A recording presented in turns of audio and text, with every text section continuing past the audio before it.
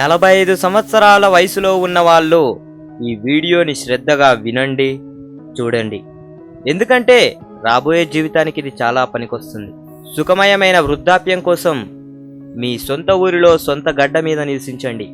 స్వతంత్రంగా జీవించడంలో కళా ఆనందాన్ని పొందండి. మీ బ్యాంక్ బ్యాలెన్స్ మరియు స్థిరాస్తులు మీ పేరు మీదనే ఉంచుకోండి. అతి ప్రేమకు పోయి ఇతరుల పేరు మీద పెట్టాలనే ఆలోచన రానివ్వకండి.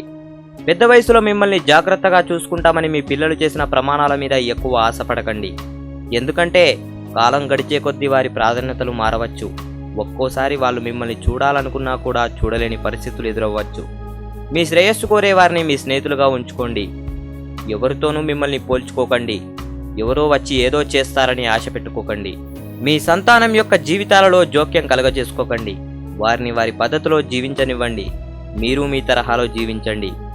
మీ వృద్ధాప్యం వంకతో ఎవరి చేతనైనా సేవ చేయించుకోవాలి అను, లేదా నా వయసు కారణంగా ఎదుటివారు నాకు గౌరవం ఇవ్వాలి అను ఆశించకండి.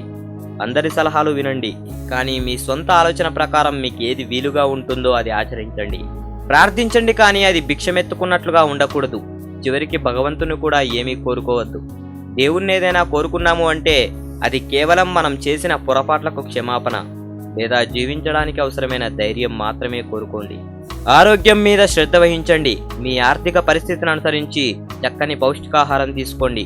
శరీరం సహకరించినంత వరకు మీ పనులు మీరే చేసుకోవడానికి ప్రయత్నించండి. చిన్న చిన్న సమస్యల మీద దృష్టి పెట్టకండి. పెద్ద వయసు వచ్చాక చిన్న చిన్న ఆరోగ్య సమస్యలు సహజమే. ఎప్పుడూ ఉల్లాసంగా ఉత్సాహంగా ఉండడానికి ప్రయత్నించండి. మీరు సంతోషంగా ఉంటూ ఇతరులకు ఆనందాన్ని పంచడానికి ప్రయత్నించండి. ప్రతి సంవత్సరం మీ జీవిత భాగస్వామితో కలిసి చిన్న టూర్కి వెళ్ళిరండి. దీనివలన జీవితం పట్ల మీ దృష్టికోణం మారుతుంది. చిన్న చిన్న సమస్యలను ఎదుర్కోవటం నేర్చుకోండి. ఒత్తిడి లేని జీవితాన్ని గడపండి. జీవితంలో శాశ్వతమైనది ఏదీ లేదు, అలాగే దుఃఖాలు కూడా శాశ్వతం కాదు. ఈ మాటను విశ్వసించండి.